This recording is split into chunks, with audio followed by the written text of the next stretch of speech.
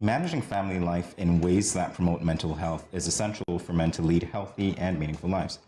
No one understands that better than our next guest, Jeremy Thomas, Family Matters Counselor at the National Counseling Center. Morning, Jeremy. Welcome to GMSKN. Good morning, gentlemen. Thank you, Mr. Morning. Morris. Morning. Please call me Jamie. Oh, Jamie. Oh, thank you. Okay, good. Jamie, we're good. All right.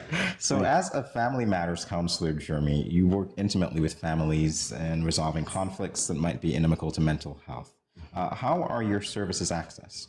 All right. So pretty much our services are accessed pretty few ways you can get that. So first, via phone call, you can call into the office, and our secretary on staff, she will definitely take that call from you, take a few information, of course, at 465 5000.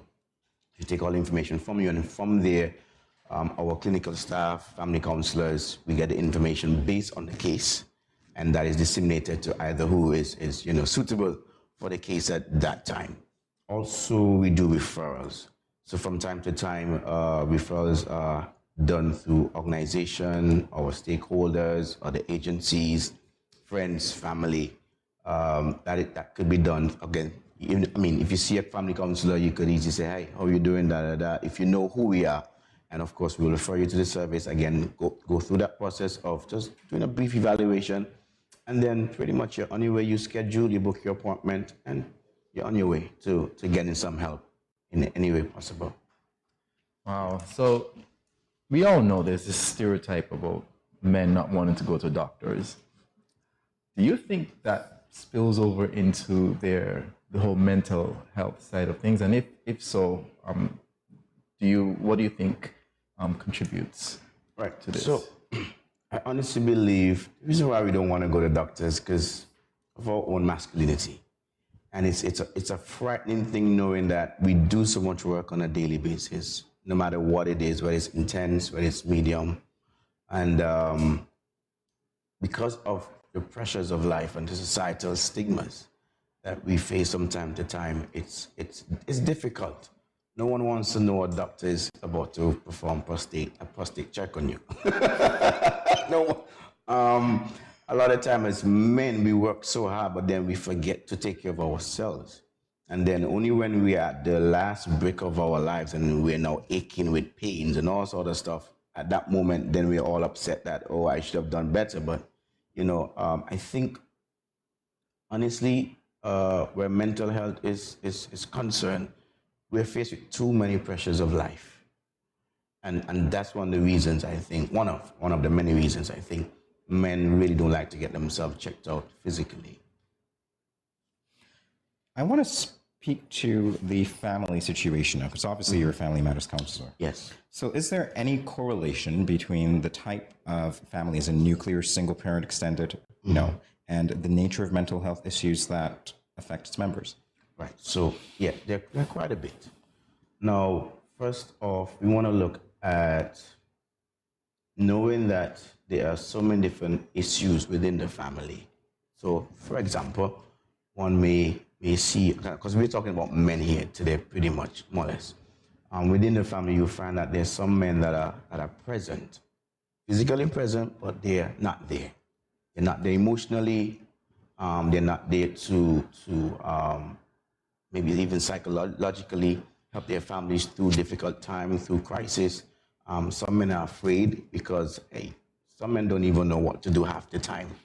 Also, I find there is a lacking of mentorship within our families where the men are concerned. Men just think that because we are men, we're able to do everything. And I think we need to remove ourselves from that notion that we can do everything. We really can't. As much as, again, the society says, listen, you got to do this. There are other moments where we have to be real with ourselves. We got to be intentional with ourselves. So with that, you find that connection between whether it's a nuclear family, an extended family, or single parent family, men are just having a very hard time just connecting. And one of the things that we do as family counselors is that we're able to connect our families together, reconnect them, allow them to realize the dynamics within your family. These are not happening just because they're happening. They're happening because there is no connection. And we try our best to reconnect families in that way. Wow. So I think you touched on this, but let's dig a little bit deeper about your work and how it's been impacted by the perceptions of men when it comes to mental health. So first off, let's coin mental health or mental illness by what societies use or pretty much says as, once they hear that word, it's like you're either crazy or psychotic. So let's so let's be honest there. So when a male or a man, is introduced to that concept of psychotherapy, their whole psychology of what they're thinking about goes out the door, because I'm not sharing my information with nobody, whether male or female. I'm not telling you how I'm feeling because I'm a man. I could handle it. I could do it all by myself. So just back off. So recently, one of my cases that I was so surprised about, where the male was also excited in being a part of the discussion, was also excited in being a part of the intervention. Now, it's not that I've never had situations like that, because some men take a longer time. I've done cases where I get into the family and the father says, listen, I don't want to be a part of this. Mother, child, or mother and children, you do what you gotta do, and that's it. I will go in, come out. If you need me, then some say, don't even call for me because I'm not gonna come. But I've seen such change and transition happening where the dynamics, the behavioral dynamics of that family changes from what it was to what they're actually expecting it to be. And then all of a sudden the father pops up and he's like, listen, I want to be a part. Why? Because I'm now seeing a difference in my child. I'm now seeing a difference in my family. And I think this is something that I've been looking for. The thing about men, that quote unquote, that, women are emotional. Yeah, fine, cool. And men are not emotional. Okay, all right. The thing about that is we're not expressive. Some men are not expressive. They don't know how to express themselves. So because of that kind of situation, I find that positively, men do come around. Yes, you may have the one or two that will, at the early stages, will say, okay, sure, I will join. But it is very difficult for a man to walk into an intervention or to even seek help. All right. In terms of men and boys collectively, are there any unique challenges that you find men and boys face that would adversely affect mental health? Yeah. So we use unique very loosely and at the same time serious as well. When you have a 9-year-old, 10-year-old telling you that they're stressed, as a counselor, you're trying to figure out, okay, what makes you stressed? At 9 and 10 years old, you ain't paying no bills. You ain't got kids. You ain't got a wife. You didn't have a car note. Why are you stressed? And when they're open and they say to you, listen, I don't think I have a connection with my mom, or I don't think I have a connection with my dad. As a matter of fact, I don't think I have a connection with my siblings, if they do have a sibling or siblings. And with that, within boys, you find that because again, societal pressure says to them, listen, this is what you gotta do. This is how you gotta behave. This is how you gotta talk. This is how you gotta walk. This is how you got to act. So with this societal pressure, and I think it has now increased in our schools, boys now are looking at it from, okay, I guess this is who I am, so I gotta do this thing. So with that, you find that they're struggling with anger, irritability. These things, I mean, boys are just angry for no reason. That's just my thought.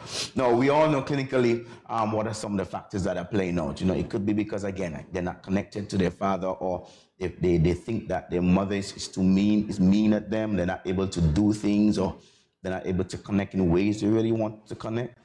And even as you kind of cross over to men, one of the factors I think that's really playing on us as men is financial issues, financial concerns. Of course, as you said earlier, with the whole having to see the doctor, health problems. Again, we don't want to go to the doctor and check ourselves, but yet still we want to start a whole exercise regime without even contacting a consultant as to what is in your body before you could actually exercise. You know, knowing, let me look at another stuff between financial and health concerns. Sometimes too, again, not being able to be expressive. Our thing is now, sometimes I hate the term when a person says men don't talk. That's a lie. Put us in a barbershop, we'll talk. Get us in a group with some other men, we will talk. So we talk. Again, we may not be expressive with a lot of things that's really on the inside. Because why? If we express our emotions, we look at being a little bit feminine. Or, you know, persons are like, okay, so you're too girly, that's for ladies' conversation, and these kind of things. So we are afraid, or I find the uniqueness that's coming out of all of this is that men are afraid to speak out because of the consequences that are faced after. Yeah.